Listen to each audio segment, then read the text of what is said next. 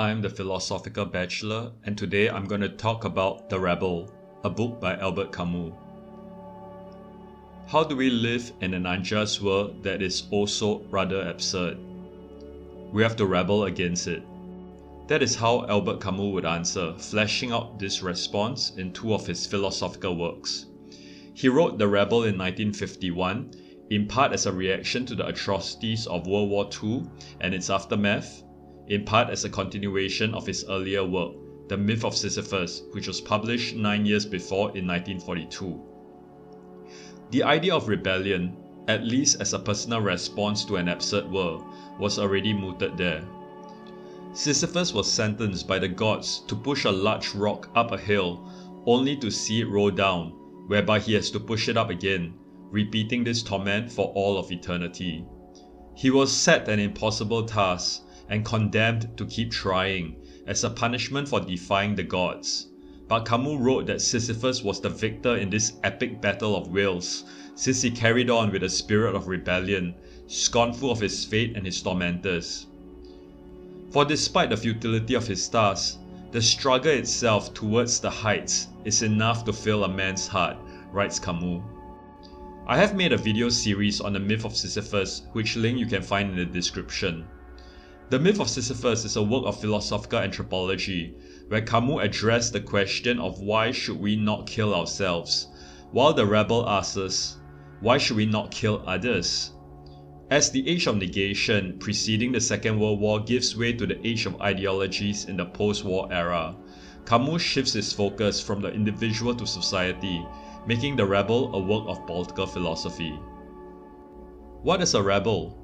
To understand what a rebel is, we can begin by considering what a rebel wants. What are rebels rebelling against? They are rebelling against injustice, which is when a state of affairs is unfair or unjust. To find a state of affairs to be unjust implies that the rebel has in mind an inkling, if not a more concrete conception, of what a just state of affairs would look like. He must have a hope that such a state can be achieved, and that it is worthwhile to try to improve things. If we decide to rebel, it must be because we have decided that a human society has some positive value, writes Herman Reed in the foreword to The Rebel. The archetypal rebel that Camus wants to talk about has a love of mankind as its motivation. Rebellion cannot exist without a strange form of love, he writes, to cause one to be willing to sacrifice or devote effort to bettering the human condition. He considers rebellion as fundamental in a person, as an essential dimension to the human condition. Camus makes a distinction between metaphysical and historical rebellion. Metaphysical rebellion, which is his focus, is a revolt against the condition of life itself.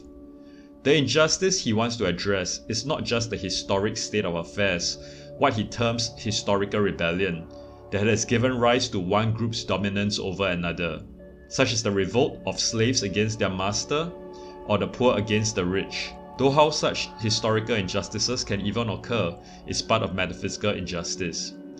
Indeed, the longest chapters in The Rebel focus on historical injustices, though we should keep in mind that what he wants to deal with is the broader issue, which is metaphysical rebellion.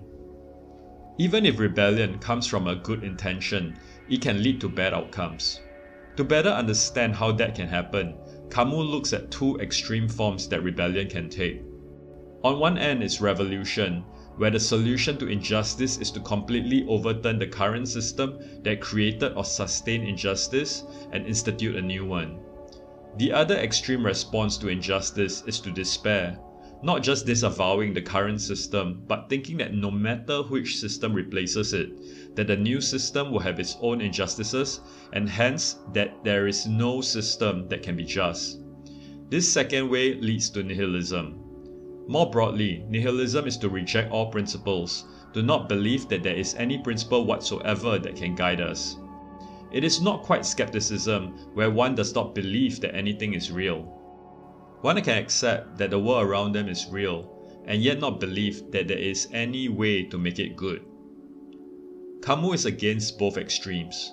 Revolution is driven by the promise of a better future, a utopia where everything would be well. The aim is then to get there. Given the brightness of the promise, This aim becomes of such overriding importance that nothing should be allowed to stand in its way. Whatever obstacle that arises needs to be overcome by whatever means necessary. This aim becomes an absolute aim, which, because it is absolute, means that we can sacrifice anything and anyone as needed in order to achieve it. But that means that we might have to have even more injustice in the meantime, enacted on the people currently living, to achieve the promised future.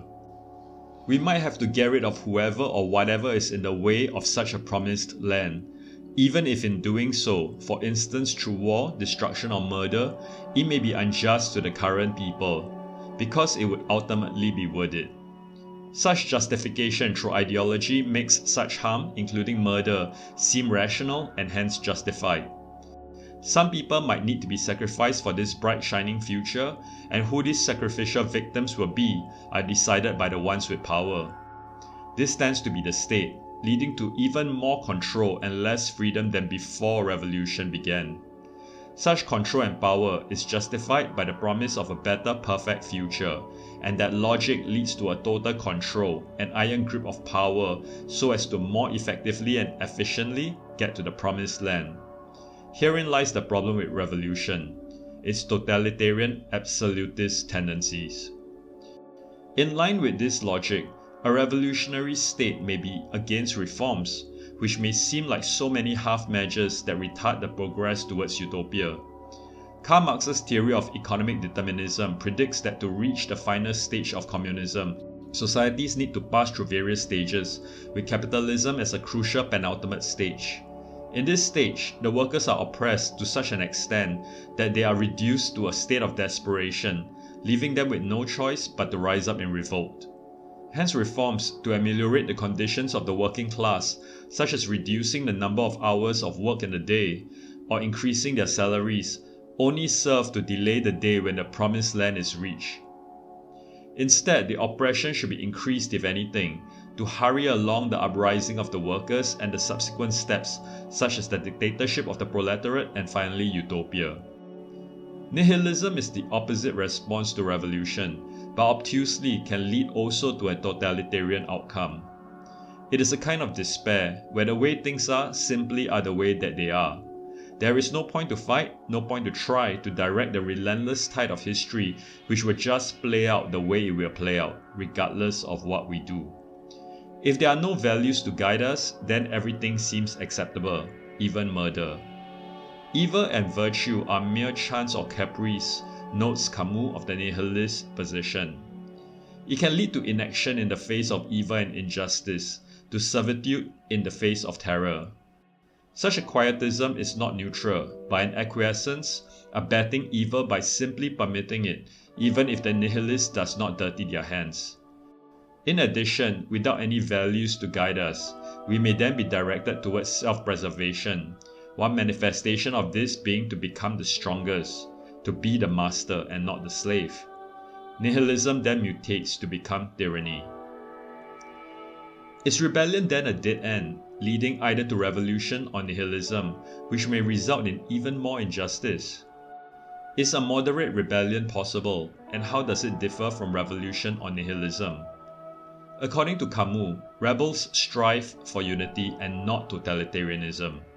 They are not seeking total control but a reconciliation of the rational and also the irrational, for order, for meaning, a unity of the world, for coherence and solidarity. However, this is at odds with his other writings if indeed the rebel is meant to be the hero in this book. Camus had in the Myth of Sisyphus decried this need for unity, answers and meaning. The absurd world we live in has no answers and consequently no meaning to give us, at least for the most vital questions.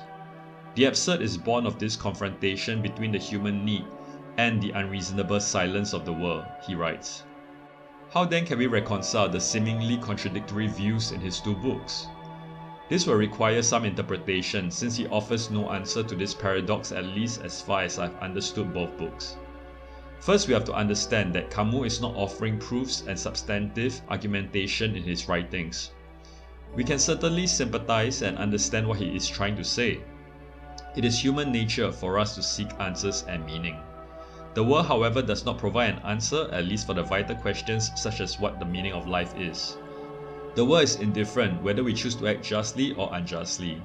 It carries on spinning whichever way we decide. There is no objective right answer to be found in nature. This does not, however, mean that we cannot choose what to us is a better way, or at least seems to be a better way.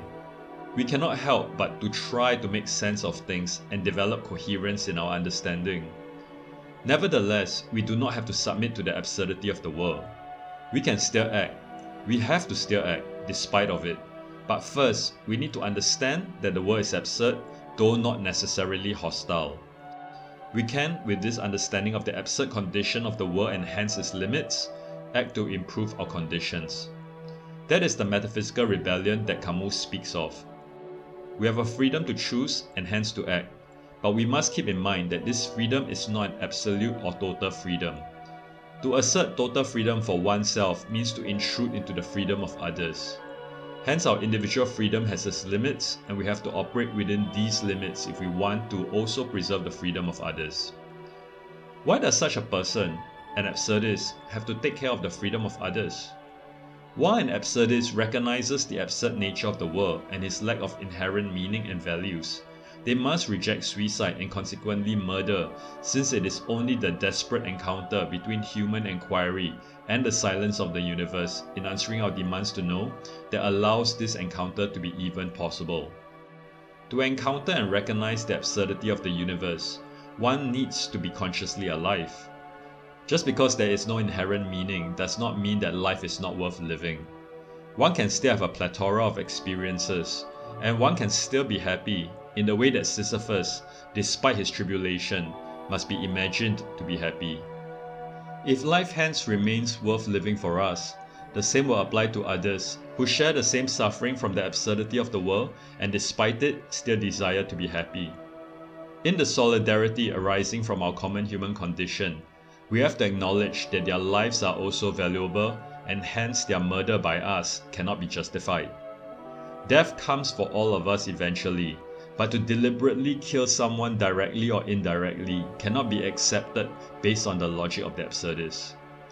How then does rebellion arise from the position of absurdism?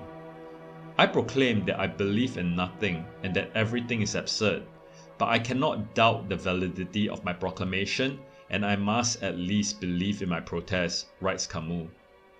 He is taking a leaf from Descartes' Cogito ergo sum, where even if one radically doubts everything, there is still one thing that is indubitable, and that is that there is a thinker doing the doubting. For the absurdists, in recognizing that the world is absurd, they recoil against it, protesting against the absurd condition of life. In the Myth of Sisyphus, he speaks of this rebellion, this protest on the level of the individual, and concludes that suicide is hence unconscionable. In The Rebel, the same logic is extended to society and humanity at large, where murder of others is likewise unconscionable. Our act of rebellion does not have to lead to the murder of others in the tyranny of revolution and nihilism, but instead requires solidarity with others. I rebel, therefore we exist, he proclaims. Just as we need to keep living in order to rebel, others likewise need to keep living so that we can rebel together.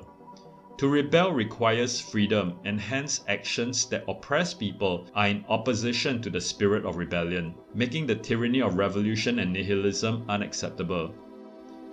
Metaphysical rebellion fights for the freedom for all, and therein lies the difference between it and historical rebellion. The freedom of slaves when won is not so that they can then become the new masters of their former masters. To enact the metaphysical rebellion that Camus is talking about, these liberated slaves will want freedom for everyone, including their former masters. They want to be free because that is the rightful and just conditions of human beings, and hence this freedom is everyone's right, even their tormentors. Camus exemplifies these ideals in his own actions. He opposed America's use of nuclear weapons to defeat Japan during the Second World War, and after the liberation of France, he opposed the death penalty for collaborators. For a revolution to remain committed to the rebellious ethos, he thinks that the death penalty needs to be abolished and the revolution should encourage free speech rather than restrict it. Camus rejects the utopianism of revolution, where the present is sacrificed for the promise of a brighter future. Instead, life should be lived in the present, and the way to do so is to improve things in the here and now. Real generosity towards the future lies in giving all to the present, he asserts. What can we give to the present? In an absurd world that provides no meaning, we have to create meaning. We have to be creative so that we can exist more and more completely. He speaks of creativity in the arts and literature, but I think he is contrasting creation against destruction, of affirmation instead of negation, of making something original instead of merely criticizing the creation of others. We need to turn our energies to the positive act of creating, of constructing, instead of the negative act of destroying. If we consider how Camus' thoughts on this were fostered through his experience of the terror of the Second World War, we can understand his repulsion towards destruction and his attraction towards creation. In conclusion, rebellion is inherent to our human condition, but is it doomed to lead to revolution or nihilism resulting in tyranny and oppression? The historical record is bleak, with the French and Russian Revolution starting with high hopes, but ending in tyranny, oppression, mass murder and domination. It is precisely why Camus' theories on rebellion are important and timely when he wrote them, in the period straddling the Second World War. He believes that there can be a middle way, a moderate rebel who neither wants to dominate and be free at the expense of others' freedom, nor to despair and be indifferent to virtue and evil. Instead, they are cognizant that the world is absurd, but live with attention, recognizing that solidarity with mankind is how we can strive for justice, where individual freedom has to have limits so that we can all be free, where murder is unacceptable because life is the condition required to encounter the world. However, Camus will also accept that within strict limits and under great provocation, violence and killing may be morally permissible. The rebel cannot, therefore, absolutely claim not to kill or lie, without renouncing his rebellion and accepting once and for all evil and murder, he writes. Camus does not pretend to have all the answers. We have to consider his teachings as broad conceptions of humanism.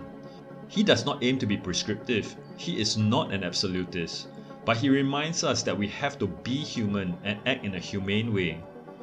Consistent with his doctrine of absurdity, life is full of ambiguity, and it is us who have to negotiate the fine line between rebellion and tyranny, while living in such an absurd world. Thank you.